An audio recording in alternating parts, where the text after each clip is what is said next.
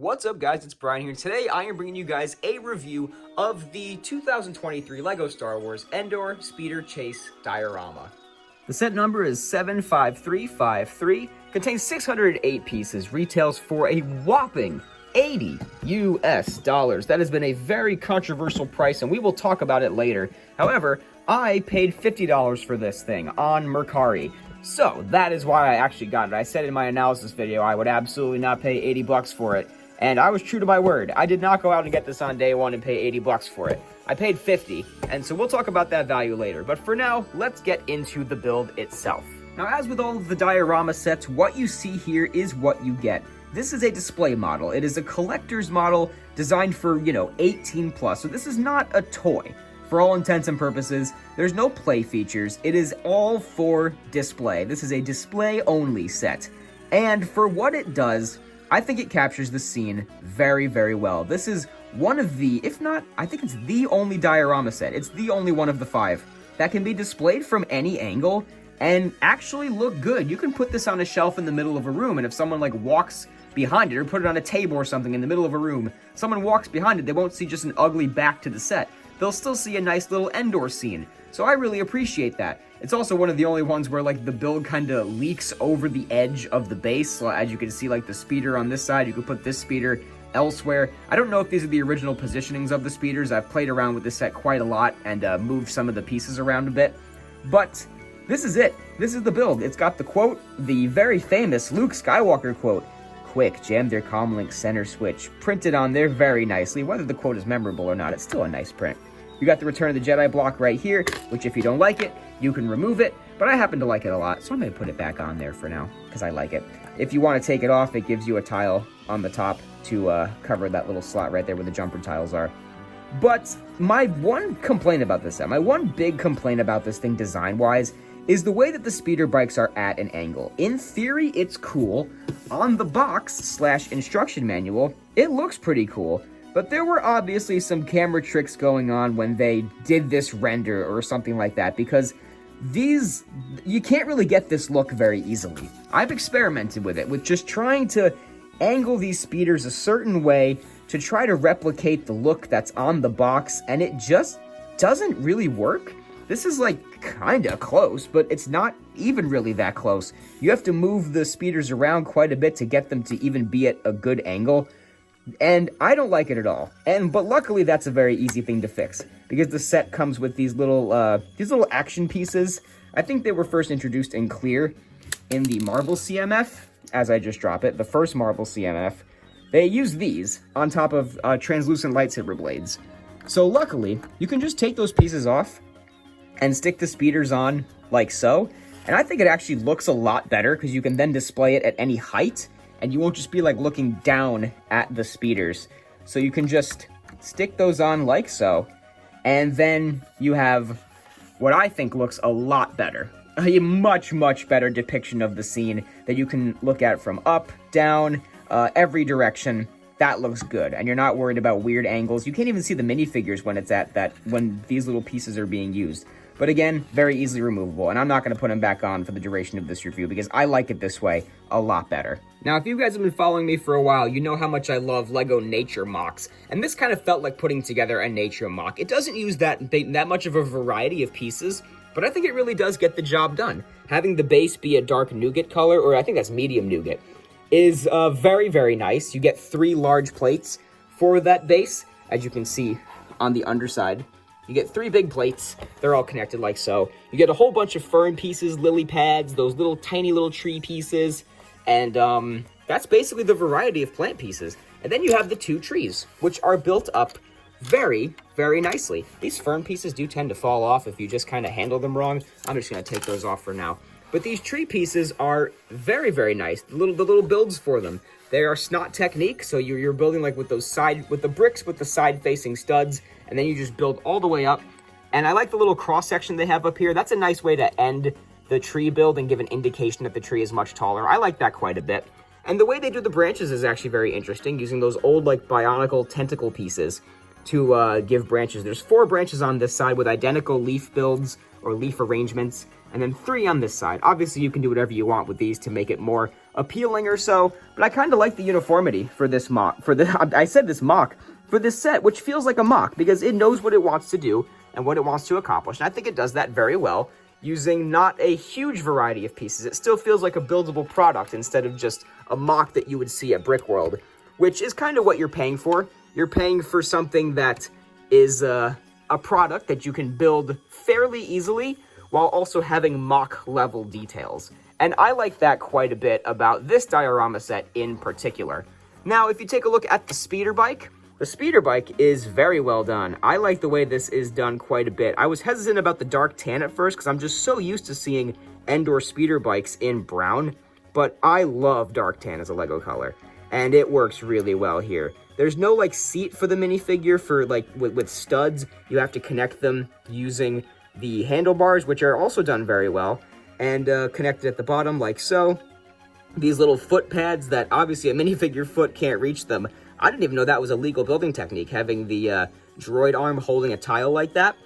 But it's very nicely done. And yeah, I like this build a lot more than I thought I would, honestly. It's the best speeder bike that they've ever done. And I'm saying that having being someone who loves the one from the last battle pack, which is this one right here. I think this one works very well for like a system scale type of, you know, kids toy type of speeder bike. I like this design a lot, like a lot. But this design works well for this display set because it doesn't really sit well. You have to really have it on display. And those little holes in those 1x3 rounded plates are what, you know, the lightsaber blade goes into. But this one sits very nicely on its own, which is very good for just like your random, you know, your not 18 plus sets. But I like this speeder quite a bit. And the only other difference is that this one has some studs exposed on the back. It's these 2 tiles right here. You can see the ingot piece and that tile. They're just removed on this for Luke Skywalker. And it's got like a little hinge piece so that he can kind of look like he's sitting. But yeah, I like this design quite a bit. It works very, very well for this display model. Now, let's take a look at the 3 minifigures that come in this set. The first one we'll take a look at is the Scout Trooper that was introduced in 2018 or 19. I forget what year it was. I can't say enough good things about this guy. It really is just such a perfect minifigure. I'm just so happy to get another one of him in this set. This is the head print he has underneath. I know there's a lot of varieties on Bricklink of whatever head pieces the Scout Troopers have. For the price we paid for this set, I would have wanted to see 2. I think it would have been fine to have one like off to the side of the build, just kind of shooting at the, you know, the rebels on the speeder. But, you know, I'm happy to have this one. I really, really wish we got 2 in the set. But it's just a perfect minifigure.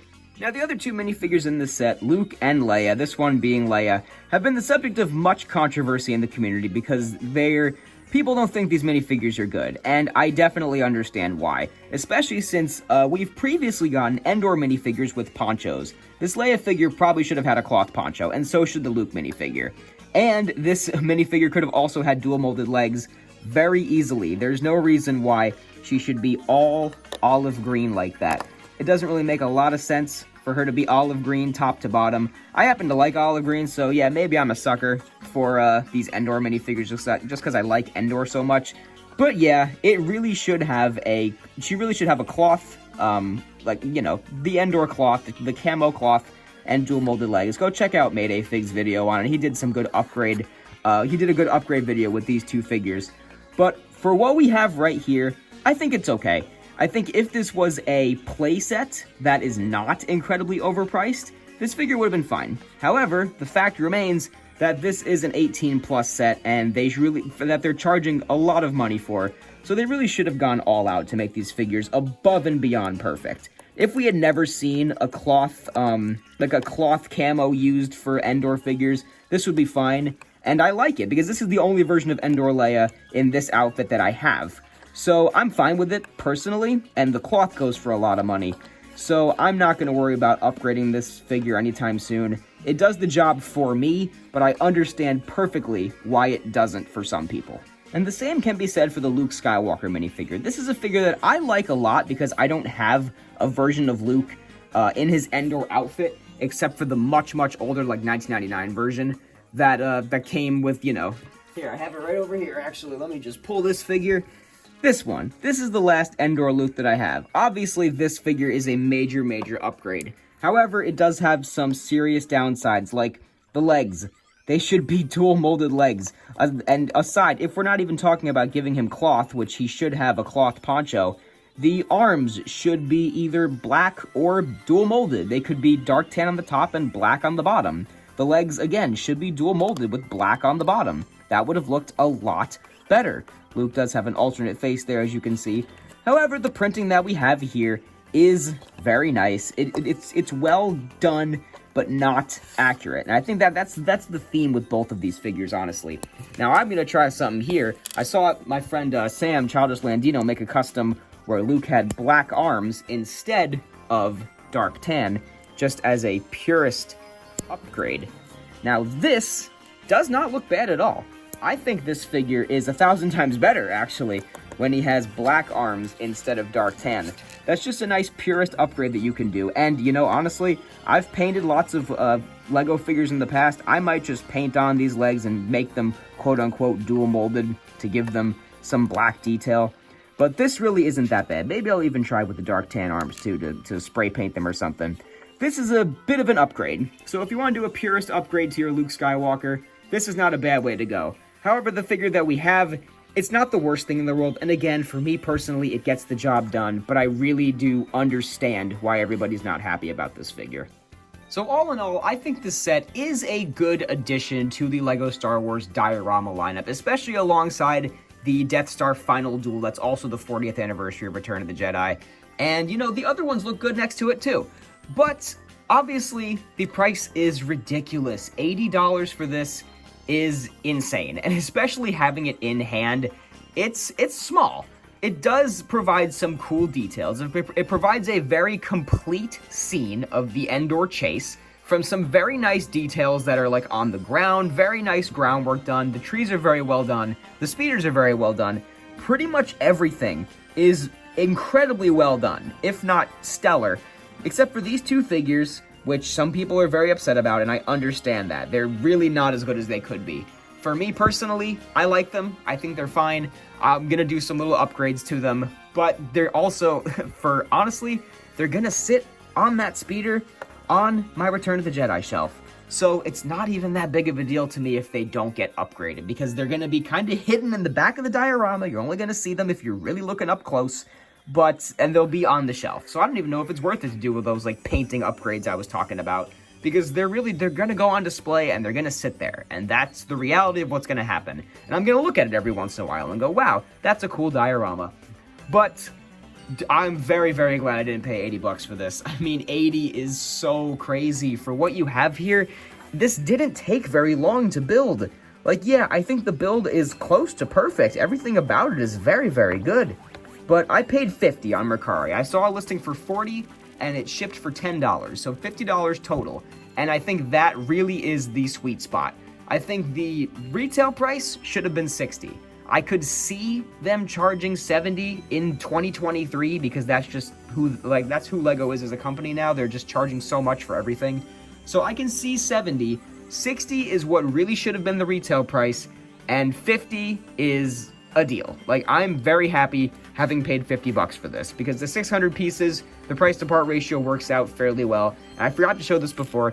You get a couple of cool extra pieces, like a pistol and some nice little ground pieces, a lightsaber, and some, you know, some random tree pieces.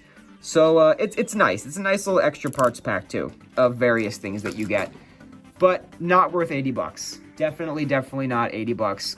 Please, I beg of you guys, don't pay that much for this set. I know some people did just to get the reviews in early and then complain about it, but I didn't want to buy this set until I found a good price for it. And I think that 50 was the way to go. If you find it for 60, that's a good deal too. I think that's what it should have been originally, and you get your 10 cents per piece worth. But don't pay more than 60 bucks for this thing. Find it on clearance. It's a good little thing. If you hate the minifigures that much, you don't have to get it, or you can do your modifications to it. But that's just about it. I'm very happy to have completed my Return of the Jedi collection now for the 40th anniversary. I actually have all of the 40th anniversary Return of the Jedi sets, which is crazy to me. I never usually like complete collections like that. But this will go on the shelf very well next to my other Return of the Jedi stuff. So thank you guys very much for watching this review. What do you guys think of this set? Leave me a comment down below. And give this video a like and subscribe if you have not already. Thanks again, guys. This has been Brian from Watermelon Studios. Peace out, guys.